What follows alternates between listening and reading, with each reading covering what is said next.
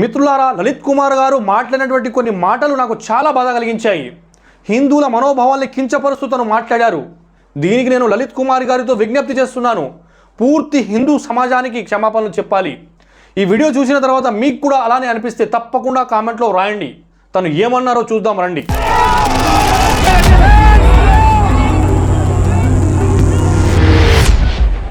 ముష్రిక్కులంటే ఎవరు? బహుదైవారాధకులు. దేవుడు మరియు దైవ ప్రవక్త బహుదైవారాధకుల రక్షణకు బాధ్యత వహించరు. బహుదైవారాధకులు అంటే ఎవరు? అందులో హిందువులు కూడా ఉన్నారు. మరి హిందువులను ముష్రికులు అంటారా? ముష్రిక్ అంటే హిందువా? అసలు ఈ మాట అనడానికి మీకు నోరులా వచ్చింది? అసలు ముష్రిక్ అంటే అర్థం ఏంటి? బహుదైవ ఆరాధకుడు. పుట్టించిన వాణ్ణి పూజించకుండా ఎవన్నో పూజించే వాణ్ణి బహుదైవ ఆరాధకుడు అంటారు. హిందువులు పుట్టించినవని వదిలేసి మరెవరినో పూజిస్తున్నారా? ఇదా మీ ఉద్దేశం? ఏ హిందువుని అడిగినా కూడాను దేవుళ్ళు ఎంతమంది అంటే దేవుడు ఒక్కడే అంటాడు. దైవ గ్రంథాల్లో కూడాను ఇదే విషయం ఉంది. ఋగ్వేదం 6వ మండలం 45వ సూక్తం 16వ మంత్రం, ఋగ్వేదం 1వ మండలం 164వ సూక్తం 46వ మంత్రంలో కూడాను స్పష్టంగా దేవుడు ఒక్కడే అని రాయబడి ఉంది. అయినా మీరు హిందువులనే కాదు సార్, హిందువుల్లో దగ్గర ఉన్నటువంటి దైవ గ్రంథాలని కూడాను అవమానపరిచే విధంగా మాట్లాడుతున్నారు. రండి ఇంకా ఏమన్నారో చూద్దాం. ఇక నిషిద్ధ మాసాలు గడిచిన తర్వాత ముష్రిక్కులు ఎక్కడ కనపడితే అక్కడ సంహరించండి. ముష్రిక్కులు అంటే ఎవరు? బహుదైవారాధకులు, అల్లాహకి భాగస్వామ్యం కల్పించే వాళ్ళు. ప్రపంచంలో ఎవరైనా సరే అల్లాహకు భాగస్వామ్యం కల్పించేవాళ్ళు లేదా వేరే దేవుళ్ళు ఉన్నారని నమ్మేవాళ్ళు ముష్రికులే. ఇది కాదు అని చెప్పే దమ్ముంటే గనక ముష్రికులు అంటే అల్లాతో సాటి కల్పించేవాడు కాదు. ముష్రిక్ అంటే దేవునితో సాటి కల్పించేవాడు. నేను ఇలా ఎందుకు అంటున్నాను అంటే ఆ వాక్యాన్ని పూర్తిగా అనువాదం చేసి కేవలం అల్లా అన్న పదం దగ్గరే అనువాదం చేయలేదు. అనువాదం చేస్తే ఎలా ఉంటుంది వాక్యం అంటే ఎవడైతే దైవానికి సాటి కల్పిస్తాడో అని అర్థం వస్తుంది. అయినా కూడా మీరు ఎందుకు సార్ ముష్రిక్ అంటే మీకు ఇంత టెన్షను? మీరు ఏమన్నా బహుదైవ ఆరాధకులా? మీరు దేవునితో సాటి కల్పించేవారా? మీరు పుట్టించినవని పూజించని వారా? ఎందుకు మీరు అవిశ్వాసులా? ఎందుకు మీకు ఇంత టెన్షన్? ఈ ముష్రిక్ అన్న పదాన్ని మీపైకి ఎందుకు తీసుకుంటున్నారు? గుమ్మడికాయ దొంగ ఎవరు అంటే భుజాలు పిసుకున్నట్టు మీ భుజాలే కాదు హిందువుల భుజాలు కూడా పిసుకుతున్నారు. ఈ వాక్యము హిందువుల కోసం కాదు. హిందువులు విశ్వాసులు, అవిశ్వాసులు కాదు. ఒకవేళ మీరు అవిశ్వాసి అయితే ఈ వాక్యం మీ కొరకు అనుకుంటే అది యుద్ధ మైదానంలో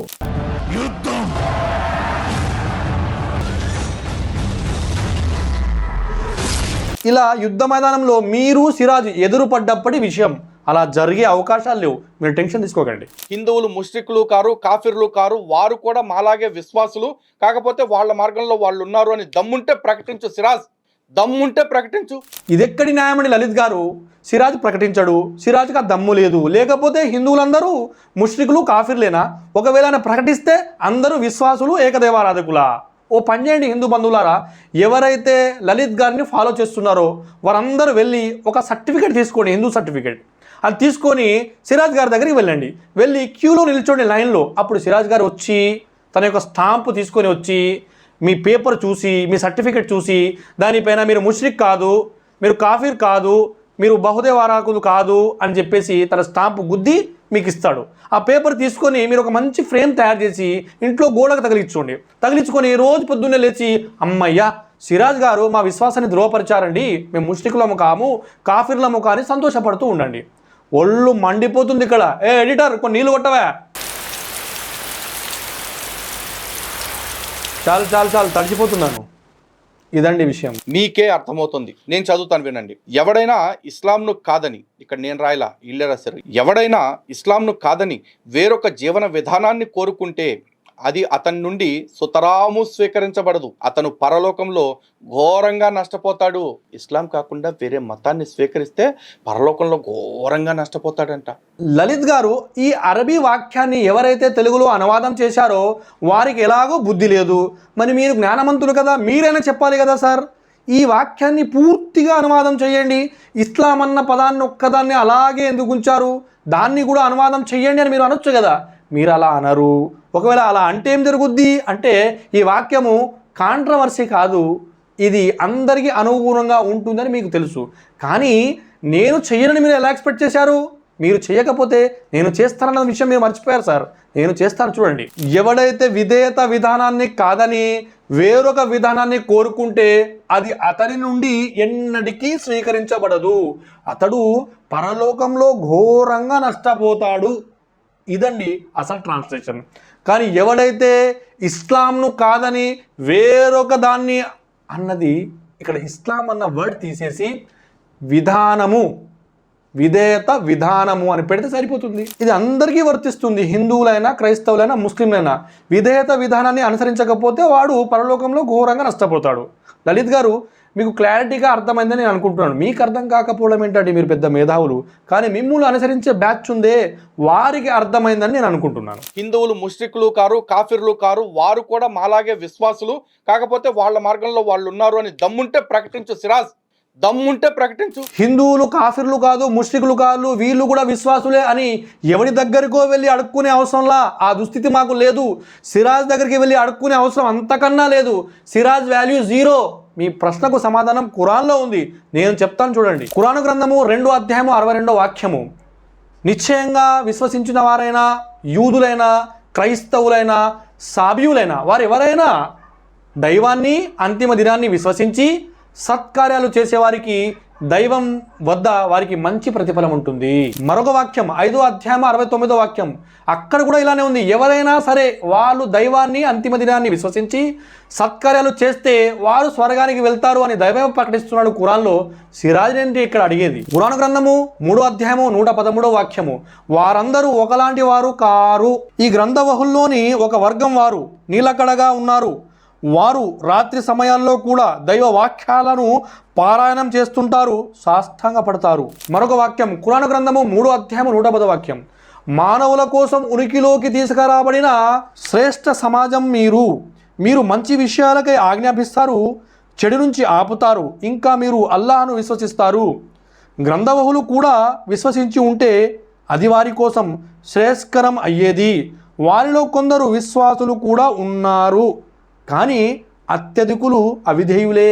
ఇక్కడ గమనించే విషయం ఒకటి, వారిలో కూడా విశ్వాసులు ఉన్నారు, కానీ అత్యధికులు అవిశ్వాసులు కూడా ఉన్నారు. మరొక వాక్యము ఖురాను గ్రంథము 3వ అధ్యాయము 114వ వాక్యము, దైవాన్ని, అంతిమ దినాన్ని కూడా వారు విశ్వసిస్తారు, మంచిని ఆజ్ఞాపిస్తారు, చెడు నుండి ఆపుతారు, సత్కార్యాల కోసం పరస్పరం పోటీ పడుతారు, వీరు సజ్జనుల కోవకు చెందినవారు. మరొక వాక్యము ఖురాను గ్రంథము 3వ అధ్యాయము 115వ వాక్యము, వారు ఏ మంచి పని చేసినా వారికి ప్రతిఫలం ఇవ్వకపోవడం అనేది జరగదు. భయభక్తులు గలవారు ఎవరో దైవానికి బాగా తెలుసు.